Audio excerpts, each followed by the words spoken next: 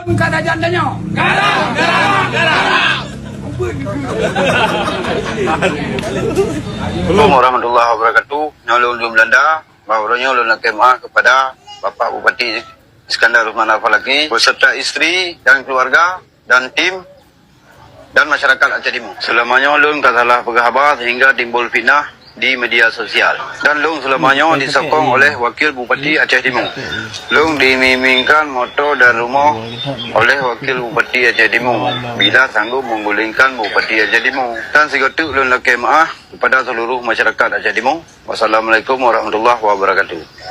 Nya cara Dun Belanda payah lakai maaf hamba Bupati Aceh Timur. Ali jekan Bupati dia. Kau nya yang kau bom dan apa awal peti nunda, kiban bilium. Kau bom bilium awal peti nunda. Kau awal itu main nunda. Nyo mungkin nak bilium terlanjut ji yo. Abak anak muda nak mati, drop tok nunda. Nyo nunda drop. Anak mati lo. Si nawan anak ada lo. Pati nak bilium terlanjut ji mungkin no. Kiban yo ke home nak depa lo mah. Tapi punya mati nunda punya dalio nunda kau bom beliau. Bangkit di Belanda, bangkit. Kita hidup Belanda nah. Tayang-tayang dengan legi dia punya tayang-tayang dia lucu lah. Hai wada dikun ke Bupati Aceh Timur tem Melaya dia. Macam ibu Bupati mu inang kau. Wada ke demel lah kan. Waktu drop oleh Kapolda, ya cok oleh Kapolda Aceh dia.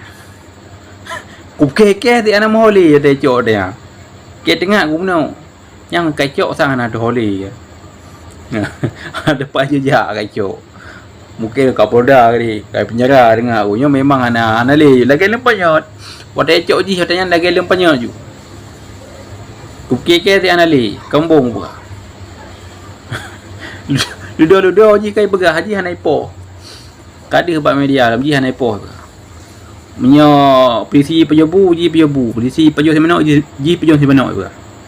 Polisi lenton mula ji lenton mula. Lagi ngon. Yang kinan ke mu pikiran ku gawat hak lagu. Patinya kan. Dari putusan dari Bupati Aceh Timur lagi kan. Pati drop hidup Belanda ngan dia nawan baik po. Ji megat andu. Ya, mungkin Bupati Aceh Timur mana? Ji rakyat lu. Ji bangsa lu. Ya, mana ni fikir. Baik poh ji. Ji drop. Bimbingkan begot. Ini dia kalian.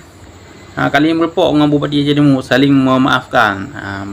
Saling memamak jaro. Jadi pati hanai poh ji. Dia jauh lah Bupati Aceh Timur. Mungkin lagi yang utusan dari Bupati Aceh Timur ke Kapolda Aceh. Drop mentang pi back po. Bing begot. Nyo yang pertanyaan alung taboh tu kan ye nama. Pakan hanaina. Hokai ye hana deuh lau. Hidup Belanda aja lah kali merupakan Bupati Aceh Timur. Ye nama pak ni. Hokai ye nama. Ya, berarti nyo mungkin nak pilih belum uji. Mana ada depu dalam judul. Menyamati muda kombo belah. Kan agak pilih menyamati muda.